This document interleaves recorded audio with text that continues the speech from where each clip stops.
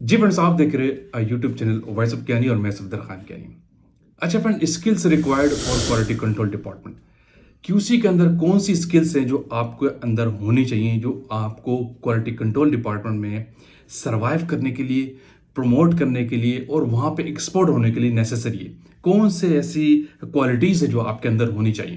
तो बहुत से लोग ऐसे होंगे जो इस चीज़ की केयर नहीं करते। बाप रे, ये तो धोती खोल रहा है। लेकिन मैं उनसे कहूँगा कि आपको ये चीज़ें अपने अंदर लानी होंगी अगर आप क्वालिटी कंट्रोल डिपार्टमेंट में प्रमोट होना चाहते हैं और वहाँ पे एक्सपर्ट होना चाहते हैं। क्वालिटी कंट्रोल डिपार्टमेंट की आप नीड बनना चाहते हैं, ठीक है। और ये क्वालिटीज़ मैं आपको बता रहा हूँ कि एनालिस्ट के लेवल की हैं, जो एचपीएलसी चलाता है 3 साल एक्सपीरियंस पे, 5 साल एक्सपीरियंस पे, जो टेस्टिंग में इन्वॉल्व है। ये वो क्वालिटीज़ है, ठीक है। फिर अगर आप इंचार्ज है, मैनेजर हैं, तो फिर उसकी स्किल्स रिक्वायरमेंट कुछ और होती हैं। लेकिन मैं बात करूंगा जो लोग 5 साल के एक्सपीरियंस में क्वालिटी कंट्रोल डिपार्टमेंट टेस्टिंग में इन्वॉल्व है, उनमें कौन सी ऐसी क्वालिटीज़ है जिसको आपने अडॉप्ट करना है। कुछ लोगों को ये चीज़ें समझ नहीं आती तू समझा? हाँ। और वो इस चीज़ की केयर भी नहीं करते, लेकिन उनको अपने अंदर ये चीज़ें रखनी होंगी अपने करियर ग्रोथ के लिए। तो वीडियो आपने एंड तक देखनी है ताकि आपको कंसेप्ट मिलेगा कि क्यूसी में बेसिकली काम कैसे करते हैं।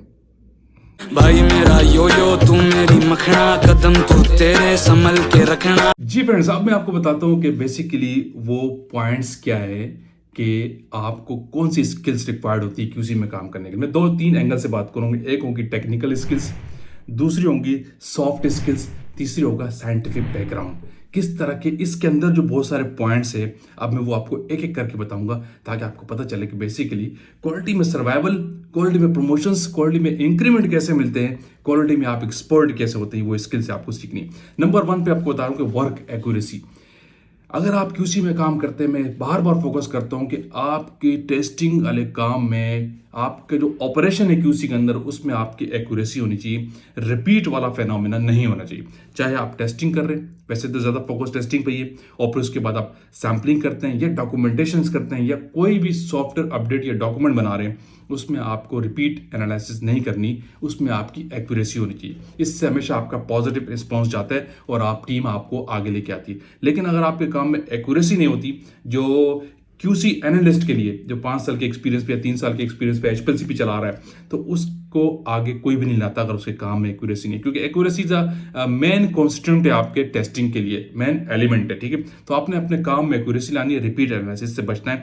ये स्किल आपके अंदर है तो आप जल्दी ग्रो कर जाएंगे। फिर दूसरी बड़ी इंपॉर्टेंट चीज़ है, इससे ज़्यादा इंपॉर्टेंट चीज़ है वो टाइम मैनेजमेंट।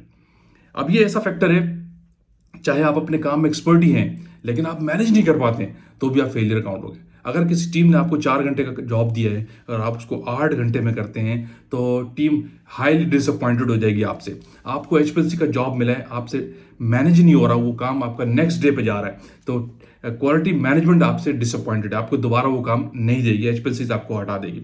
इसी तरह आप टेस्टिंग कर रहे हैं, डॉक्यूमेंटेशन कर रहे हैं, कोई रिपोर्ट फाइनल करके रिलीज करनी है उसी के अंदर, ठीक है, प्रोडक्शन वेट कर रही है, या कोई और सर्टिफिकेट आपने बनाना जो सप्लायर कोई आपका वेट कर रहा है, लेकिन वो आपसे मैनेज नहीं हो रहा और आप उसमें डिले कर रहे हैं। आप आल्दो कि आप उस काम को आप जानते हैं लेकिन उसको मैनेज करने जा रहे हैं, तो ये आपकी फेलियर है। तो इसीलिए क्यूसी में काम करने में दूसरा बड़ा इंपॉर्टेंट स्किल है वो है टाइम मैनेजमेंट का। चाहे आप मोबाइल फेस बना रहे हो, एचपीएलसी चला रहे हो, या कोई एक रॉ मटेरियल की टेस्टिंग कर रहे हो, या फिनिश प्रोडक्ट की टेस्टिंग करो, या कोई उसकी रॉ मटेरियल की डॉक्यूमेंटेशन कर रहे हो, उसमें आपको एक्सपर्ट होने के साथ साथ उसको मैनेज करना कंपलसरी आना चाहिए। अगर आपके पास टाइम मैनेजमेंट नहीं है, क्यूसी के अंदर आता हूँ, तो आप क्वालिटी कंट्रोल डिपार्टमेंट छोड़ दें, मैं ऐसे लोगों को कहता हूँ। क्योंकि क्वालिटी कंट्रोल डिपार्टमेंट में आपको मिनट मिनट का हिसाब देना होता है, स्पेशली फार्मास्यूटिकल इंडस्ट्री के अंदर, ठीक है। अच्छा, तीसरा बड़ा इंपॉर्टेंट बात बता रहा हूँ वो है क्यूसी सिस्टम अवेयरनेस। यानी क्यूसी क्वालिटी कंट्रोल डिपार्टमेंट में, जिस डिपार्टमेंट में आप काम कर रहे हैं, वहाँ पे जो सिस्टम एग्जिस्ट करते हो उसको आपने लाजमी जाना है। क्योंकि जिस प्रेमिसेस के अंदर आप खड़े हैं, हर प्रेमिसेस के अंदर डिफरेंट सिस्टम एग्जिस्ट करते हैं ऑपरेशन को चलाने के लिए, और कंपनी जो है ना सिस्टम पे चल रही होती है। सिस्टम बहुत मैटर करते हैं किसी भी जगह पे। मैं अक्सर लोगों को कहता हूँ कि आप काम कर रहे हैं, आपसे ज़्यादा आपके बनाए हुए सिस्टम की इंपॉर्टेंस होती है। आप जितना अच्छा सिस्टम बनाते हैं किसी ऑपरेशन को, सिस्टम को, किसी प्रोसेस को चलाने के लिए, तो वो सिस्टम आपको वैल्यूड देता है, याद रखिएगा। तो आपने समझना है कि आपकी क्वालिटी कंट्रोल डिपार्टमेंट में कौन कौन से सिस्टम एग्जिस्ट करते हैं। फॉर एग्जांपल कि आप लोग यहाँ सैंपल करने का क्राइटेरिया एज पर जीएमपी तो है ही है, लेकिन वहां पे लोग किस तरीके से करते हैं, क्योंकि हर कंपनी के अंदर फैसिलिटीज डिफरेंट होती है। तो ठीक है, आप उन फैसिलिटीज़ के थ्रू वो सिस्टम थोड़ा सा चेंज हो जाता है। जीएमपी से तो कोई नहीं हटता, लेकिन हम उसके तहत सिस्टम वहाँ पे बने होते हैं। अवेयरनेस कॉलम की 2 है, आपकी कंपनी के अंदर 1 है, और उसी कंपनी में 10 होते हैं, तो आपको उस लिहाज से लोग सिस्टम बना के मैनेज कर रहे होते हैं चीज़ों को। तो ये चीज़ आपने जाननी होती है। सैंपल आगे कहाँ रखा जाता है, कहाँ एंट्री होती है, किस जगह रिलीज करने का जो प्रोसेस है, पूरा प्रोसीजर है, चाहे वो रॉ मटेरियल हो या फिनिश हो, उसको आपने उस सिस्टम को आपने समझना है, क्योंकि हर कंपनी के अंदर रिलीज करने का प्रोसेस डिफरेंट हो सकता है। तो इसीलिए जो कंपनी के अंदर डिफरेंट सिस्टम एग्जिस्ट करते हैं, उनमें आपने स्किल्स कमांड सबसे पहले हासिल कर लेनी है, ठीक है। तो ये आपको वहां पे एक्सपर्ट बना देगी। नंबर 4 पॉइंट बता रहा हूं, वो है एक इंस्ट्रूमेंट एक्सपर्टीज। जितने भी लेबोरेटरी के अंदर इंस्ट्रूमेंट यूज हो रहे हैं, आपको उन पे कमांड नेसेसरी है। अगर आप चाहते हैं कि एचपीएलसी चला रहे हैं, आपको डिसोल्यूशन ऑपरेटर चलाना नहीं आता, या आपको स्पेक्ट्रोफोटोमीटर का सॉफ्टवेयर नहीं आता, या आपको कार्ल फिशर चलाना नहीं आ रहा, या आपको एटॉमिक एब्जॉर्प्शन का सॉफ्टवेयर नहीं आ रहा, तो आप थोड़ा बैकग्राउंड पर पीछे पीछे रहेंगे। लेकिन अगर आप हर इंस्ट्रूमेंट एक्सपर्ट है, आपको हर इंस्ट्रूमेंट का सॉफ्टवेयर आपको पता है कि कैसे हैंडल करना है, कैसे इंटीग्रेट करना है, कैसे चलाते हैं, व्हाटएवर आपको कोई एक टेस्ट दे दिया जाए डिसोल्यूशन पे, तो आपको किसी से पूछने की जरूरत ना हो, आप खुद से इंडिपेंडेंटली काम कर लें, तो ये शो होता है कि आप हर इंस्ट्रूमेंट पे एक्सपर्ट है। चाहे वो एचपीएलसी पे काम हो, कार्ल फिशर पे हो, टीओसी चलाना हो, एटॉमिक एब्जॉर्प्शन चलाना हो, स्पेक्ट्रोफोटोमीटर चलाना हो, कार्ल फिशर चलाना हो, डीटी ऑपरेटर्स चलाना हो, व्हाटएवर प्रोबेबिलिटी ऑपरेटर्स चलाना, कि उसमें बेताशा इंस्ट्रूमेंट होते हैं। किसी भी इंस्ट्रूमेंट पे आपको सॉफ्टवेयर वाइज एक्सपर्टीज है, तो आप इंडिपेंडेंटली काम कर रहे हैं, इट मीन्स कि आप वहां पे एक्सपर्ट हैं, आप वहां के चीता हो चुके हैं। तो इसीलिए नंबर 4 पॉइंट, आपको तमाम इंस्ट्रूमेंट जो क्यूसी में यूज हो रहे हैं, क्यूसी में बहुत ज़्यादा इंस्ट्रूमेंट होते हैं, उस पर आपको सॉफ्टवेयर वाइज, इंटीग्रेशन वाइज और ऑपरेशनल वाइज आपको expertise as soon as possible हासिल करनी है। तो आप वहाँ पे एक्सपर्ट हो जाएंगे, वहाँ पे आपकी चीज़ें आपके फिंगर टिप पे हो जाएंगे, काम आपके ग्रिप में आ जाएंगे, तो आप वहाँ पे सर्वाइवल में, आपको प्रमोशंस में आपको आगे जाने में आसानी होगा, ठीक है। अच्छा, बड़ा इंपॉर्टेंट पॉइंट 4 बता रहा हूँ, सॉफ्टवेयर हैंडलिंग एक्सपर्टीज। फिर मैं ये उसी के अंदर का एक पॉइंट है कि जितने सॉफ्टवेयर सिस्टम के अंदर यूज हो रहे हैं, वो जो इंस्ट्रूमेंटल सॉफ्टवेयर है, और दूसरा जो कंपनी में सॉफ्टवेयर यूज होता है, फॉर एग्जांपल जैसे बीपीसीएस का सॉफ्टवेयर होता है, सैप का सॉफ्टवेयर होता है, लिम्स का सॉफ्टवेयर यूज हो रहा होता है। तो जितने भी आपकी कंपनी में जो सॉफ्टवेयर यूज हो रहा है, वैसे तो एक से एक ही हो रहा होता है या 2 और होते हैं, तो उस पर आपने कमांड हासिल करनी है। उसकी जो ट्रांजेक्शन है आपके पास, क्वालिटी कंट्रोल की हो, रिलीज की हो, सर्टिफिकेट एनालिसिस की हो, या रिपोर्ट बनाने की जो ट्रांजेक्शन होती हैं, तो उनको आपने एज सुन एज पॉसिबल, अगर आपने ट्रेनिंग ले ली है तो वेल एंड गुड, अगर नहीं है तो आपने उस पर जल्द से जल्द कमांड हासिल करनी है। क्योंकि क्यूसी में इस कंपनी के अंदर जो सॉफ्टवेयर होते हैं, जो कंपनी को रन कर रहे होते हैं, उससे आपका इंटरेक्शन 90% पड़ता है। ये नहीं सोचेगा आप सिर्फ एचपीएलसी चला रहे हैं, एचपीएलसी का सॉफ्टवेयर आपको पता है, लेकिन कंपनी में रिलीज करने के लिए जो सॉफ्टवेयर एग्जिस्ट करता है डॉक्यूमेंटेशन के लिए, वो आपको नहीं आता, तो आप वीके, आपको किसी की हेल्प की जरूरत पड़ेगी। चाहे लोग कर भी रहे हो, लेकिन आपको भी इंडिपेंडेंटली उसमें एक्सपर्ट होना पड़ेगा। तो क्यूसी के जो सॉफ्टवेयर्स हैं, कि इंस्ट्रूमेंट के कंपनी को चलाने वाले सॉफ्टवेयर, सैप, बीपीसीएस जैसे मैंने कहा, लिम्स हो गया, क्यूआरएस हो गया, इस तरह के बेताशा सॉफ्टवेयर होते हैं, ईआरपी हो गया, बहुत सी इंडस्ट्रीज में यूज हो रहे होते हैं, इस पे आपने कमांड हासिल करनी है आपको सर्वाइवल के लिए, और दूसरा आप क्यूसी की नीड बन जाएंगे, ठीक है, और आपको कंपनी आगे प्रमोट करेगी, आपका सर्वाइवल आसानी होगा, आपको काम करने में मजा आएगा। वहां पे 6 पॉइंट बता रहा हूं, वो है डॉक्यूमेंटेशन स्किल। अब जितने भी आप क्यूसी में टेस्टिंग करते हैं, डेफिनेटली डॉक्यूमेंटेशन आपका डायरेक्ट रिलेशन होता है। रॉ मटेरियल की टेस्टिंग की तो आपने डॉक्यूमेंट करना है, फिनिश की टेस्टिंग की तो आपने डॉक्यूमेंट करना है, कोई एसओपी बनाया तो उसको डॉक्यूमेंट करना है, कहीं पे एंट्रीज करनी है, तो वो एज पर जीडीपी होना चाहिए, गुड लेबोरेटरी प्रैक्टिसेस पे आपको होना चाहिए।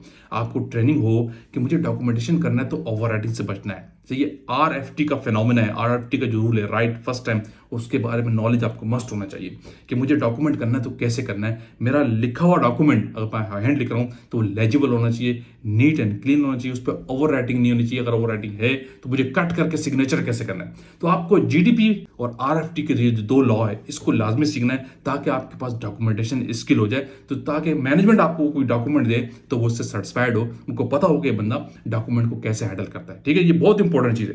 क्वालिटी कंट्रोल डिपार्टमेंट जो ऑडिट बेस कर रहा होता है वो 80% डॉक्यूमेंटेशन पे बेस कर रहा होता है। डॉक्यूमेंटेशन बहुत ज्यादा चेक होता है, तो क्योंकि ऑर्डर आपने जो किया वो ऑर्डर उस वक्त तो नहीं होता, ऑर्डर 1 साल बाद भी आ रहा है, तो वो आपके डॉक्यूमेंट की बेस पे आपको जज कर रहा होता है। डॉक्यूमेंटेशन रिप्रेजेंट कर रही होती है कि आपने 1 साल पहले क्या किया था और कैसे किया था। तो इसलिए डॉक्यूमेंटेशन आपकी बिल्कुल परफेक्ट होनी चाहिए। इसमें ये वाली स्किल, ये वाली एक्सपर्टी आपके पास लाजमी होनी चाहिए। ये भी आपको क्यूसी में काम करने में और आगे जाने में सपोर्ट करेगी। एक और बड़ी इंपॉर्टेंट चीज नंबर 8 पे बता रहा हूँ, इसी टेक्निकल स्किल्स के अंदर जो बहुत नेसेसरी है, डोमिनेंट स्किल है, वो है एचपीएलसी ट्रबल शूटिंग। ये वो काम है आप सारे इंस्ट्रूमेंट भी चला रहे हो, लेकिन एचपीएलसी आपको पता है हर लेबोरेटरी के अंदर डोमिनेंट इंस्ट्रूमेंट होता है। मेरी बहुत सारी वीडियोज इस पर बेस कर रही होती है। जो ये एचपीएलसी की ट्रबल शूटिंग है, ये आपको सीखना होगी। ये विद रिस्पेक्ट टू टाइम आपको आती है, एकदम से नहीं आ जाती।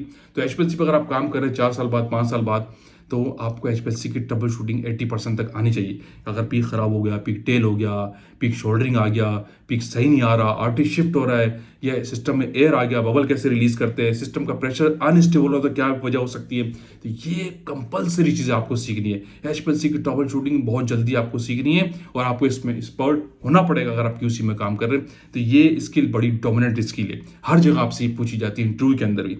तो ठीक है, टेक्निकल स्किल्स के अंदर नंबर 7 पॉइंट था कि एचपीएलसी की ट्रबल शूटिंग। इस पे आपने बहुत जल्द कमांड हासिल करनी है, आपको ये सीखना पड़ेगी। अगर ये आपके अंदर नहीं है तो आप टेस्टिंग वाले फेनोमेनन और एक्सपर्टिंग पे और लीडिंग लेवल पे थोड़े पीछे रह जाएंगे।